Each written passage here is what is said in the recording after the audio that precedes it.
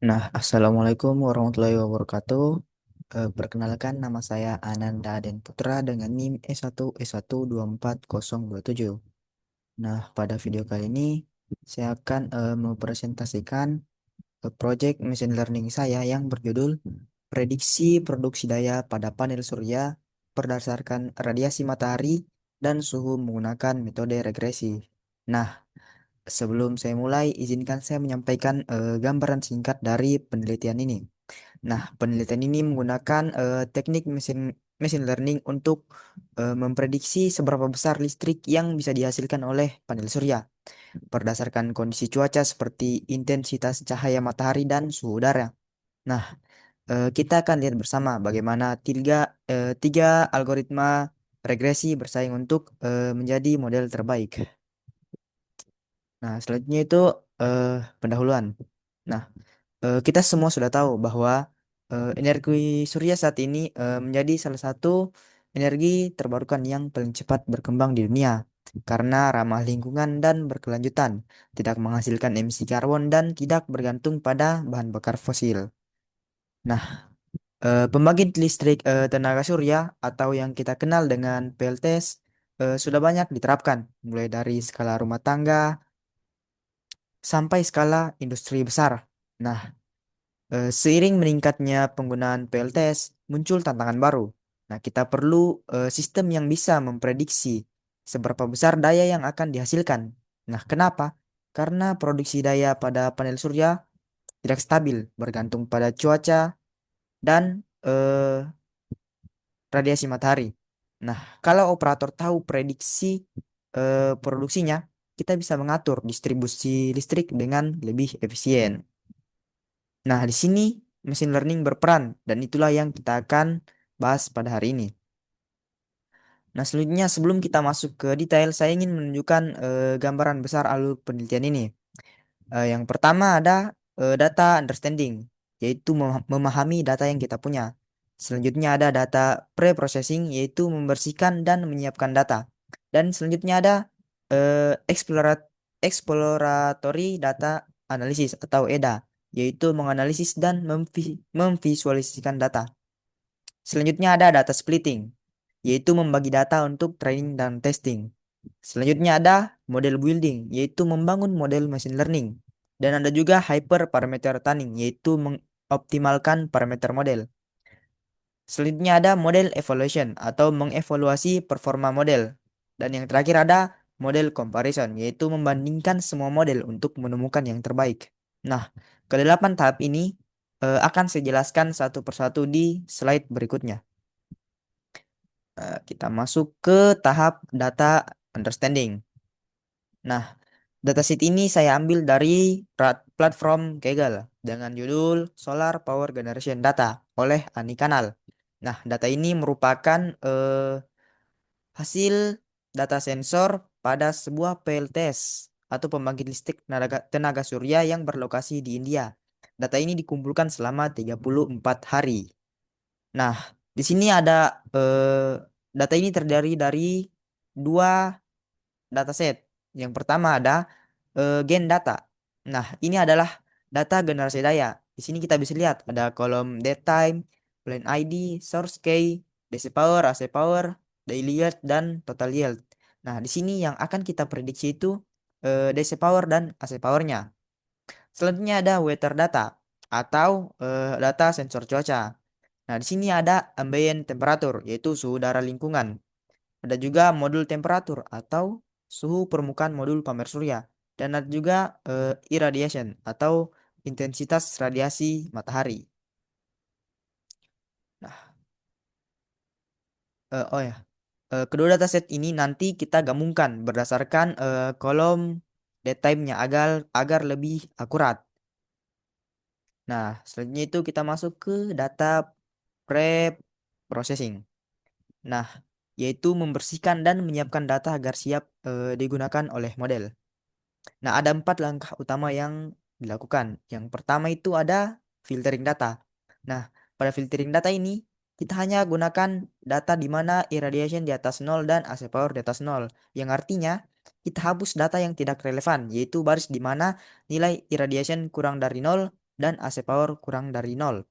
Kenapa? Karena data ini merepresentasikan kondisi malam hari atau panel dalam kondisi mati, yaitu tidak ada produksi listrik sama sekali. Langkah selanjutnya itu kita mengecek missing value. Kita periksa apakah ada data yang kosong atau hilang. Nah, hasil pengecekan kebetulan hasil pengecekan dari project ini tidak ada missing value. Nah, yang langkah ketiga itu cek duplikasi. Nah, di sini juga kita pastikan tidak ada baris data yang tercatat dua kali atau duplikat. Nah, karena data duplikat ini bisa menyebabkan overfitting. Selanjutnya ada menghapus outlier menggunakan metode AQR.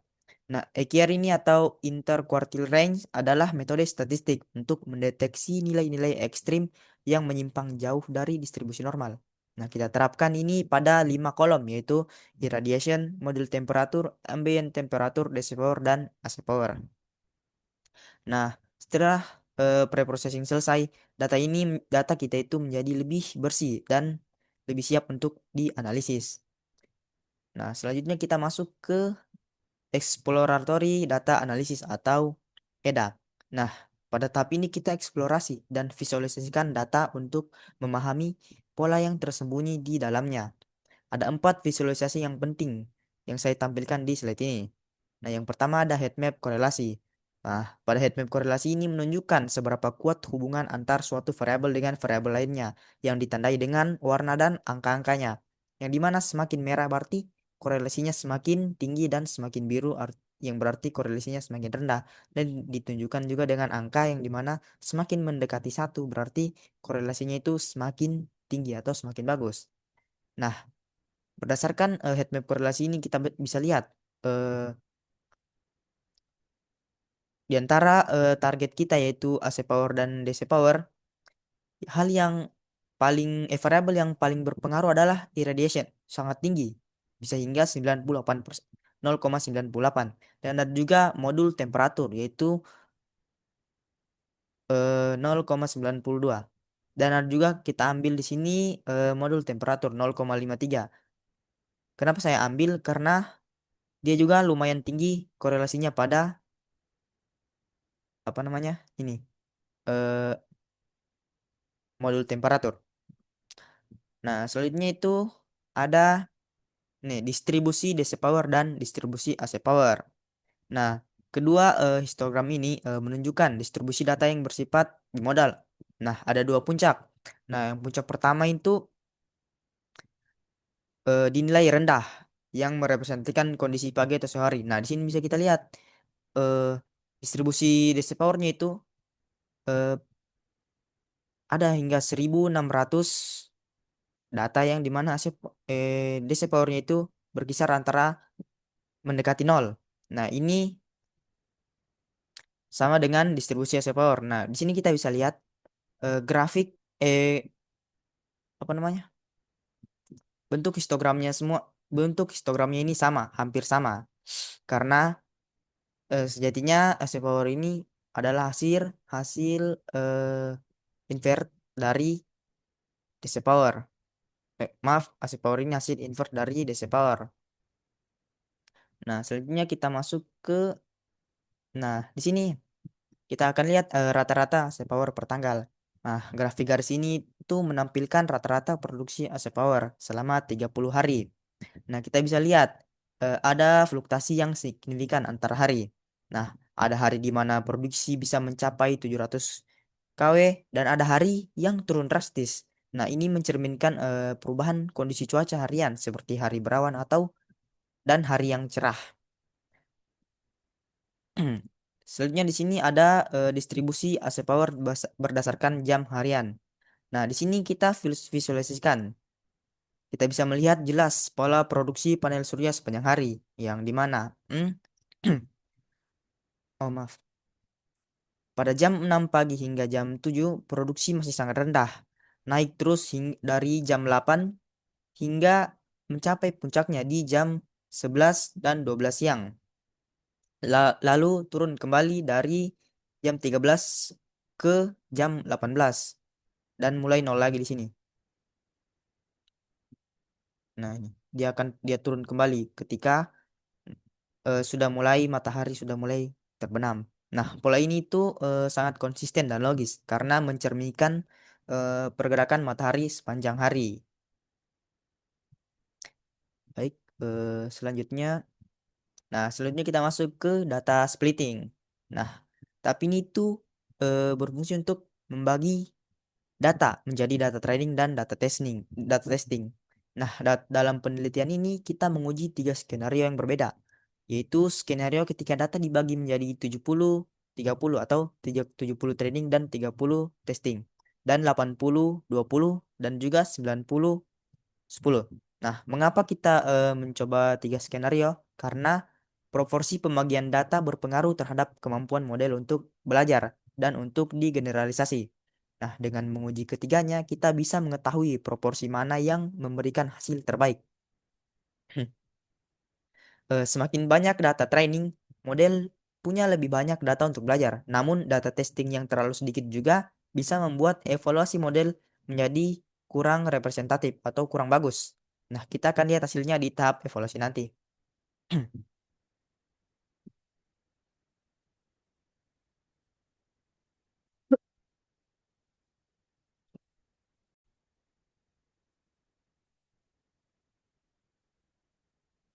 Nah, baik, selanjutnya kita masuk ke model building atau membangun model machine learning. Nah, eh, setiap model dibangun menggunakan pipeline dari skitlearn.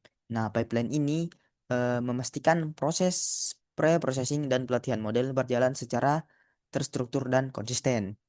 Nah, pipeline ini terdiri dari dua komponen, yaitu ada standar scaler. Nah, ini berfungsi untuk menormalkan atau menstandarisasikan skala data. Kenapa perlu? Karena nilai irradiation itu hanya berskala 0 hingga 1,2. Nah, sementara modul temperatur itu bisa hingga puluhan. Nah, tanpa normalisasi, model linear bisa tertipu dan lebih memperhatikan variabel dengan nilai yang lebih besar. Nah, standar scalar ini mengubah semua fitur sehingga memiliki rata-rata 0 dan standar deviasi 1. Nah, sehingga yang modul temperatur tadi atau suhu modul tadi itu yang bisa hingga 33 derajat Celcius menjadi 0,33, diubah menjadi rata-rata 0 dan standar deviasi 1. Nah, yang kedua ada regresor. Nah, ini adalah model machine learning itu sendiri yang digunakan untuk memprediksi DC power dan AC power. Kita lanjut ke bagian algoritma yang digunakan. Nah, di sini kita menggunakan tiga algoritma. Yang pertama ada linear regression. Ini itu model yang paling sederhana, eh, yang digunakan untuk mencari hubungan linear antar fitur input dan output.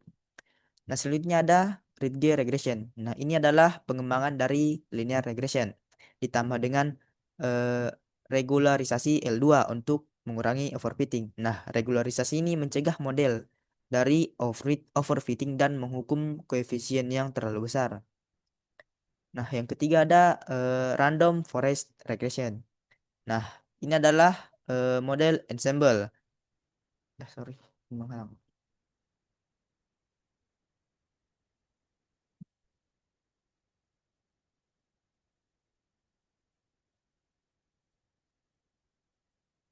Jadi random forest regression ini gabungan dari banyak pohon keputusan.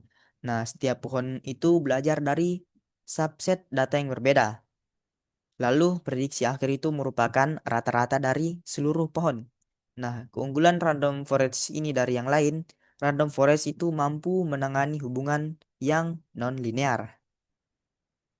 Nah, kita lanjut ke tahap selanjutnya. Nah, tahap selanjutnya ada hyperparameter tuning. Nah, hyperparameter tuning itu tahap untuk mengoptimalkan parameter model untuk mendapatkan performa terbaik. Nah, setiap model machine learning itu memiliki parameter yang tidak dipelajari dari data, melainkan harus ditentukan sebelum training. Nah, inilah yang disebut hyperparameter. Sedangkan proses mencari kombinasi hyperparameter terbaik itu disebut tuning. Nah, di sini kita menggunakan metode grid search CV dari scikit-learn. Nah, Grid search ini bekerja dengan cara mencoba semua kombinasi nilai parameter yang kita tentukan, lalu menggunakan eh, cross validation untuk menilai setiap kombinasi. Nah, jadi hasilnya lebih andal karena kita tidak hanya karena data tidak hanya diuji pada satu pembagian data. Nah, selanjutnya ada eh, pada bagian regression ini parameter yang ditanding adalah alpha dengan nilai eh, 0,1, 1, dan 10. Nah, alpha ini digunakan untuk mengontrol seberapa kuat regularisasi bekerja. Nilai alpha yang kecil itu artinya regularisasinya itu lemah atau mendekati linear regression biasa. Selanjutnya untuk random forest. Nah, random forest ada dua parameter yang diuji. Yang pertama ya ada N estimator. Nah, N estimator itu apa? N estimator itu jumlah pohon keputusan. Nah, di sini kita beri dua, yaitu 50 dan 100. Selanjutnya ada max depth atau kedalaman maksimum setiap pohon. Di sini ada 5 atau 10. Yang dimana semakin dalam pohon, berarti semakin kompleks model. Nah, di sini hasil dari hyperparameter tersebut menunjukkan Ritge regression mengambil alpha 0,1 yang mengindikasikan apa namanya regulasinya ini sangat kecil, sangat lemah. Artinya tidak terlalu banyak overfitting, tidak terlalu jauh ya overfitting. Sedangkan random forest kedalaman maksimumnya 5 dan apa namanya estimatornya itu 50 atau jumlah pohon keputusannya itu 50.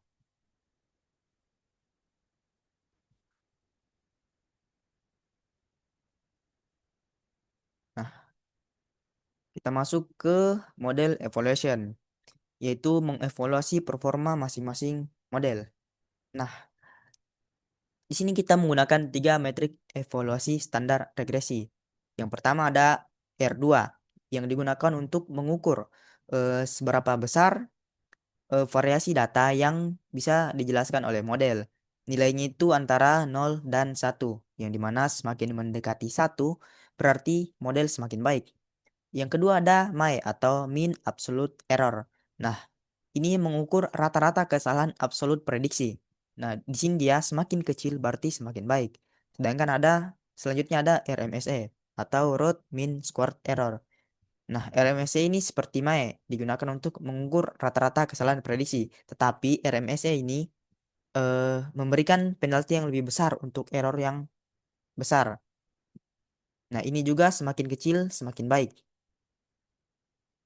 Nah, berdasarkan tabel yang ada di sini, kita bisa lihat. Nah, kalau kita perhatikan nilai R2 dari semua model ini cukup tinggi. Semuanya di atas 0,96. Artinya secara umum semua model ini bekerja dengan baik. Nah, namun yang unggul dari segi MAE dan RMSE adalah random forest. Nah, di sini kita bisa lihat random forest rata-rata rendah semua. MAE sama RMSE-nya.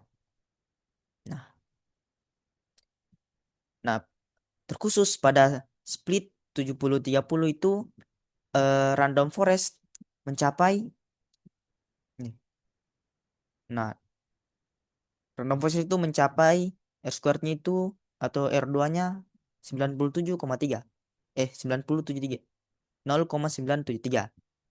Dan MAE-nya itu 204,33 dan RMSE 438,51 yang dimana itu yang paling rendah di antara eh, semua hasil prediksi ini.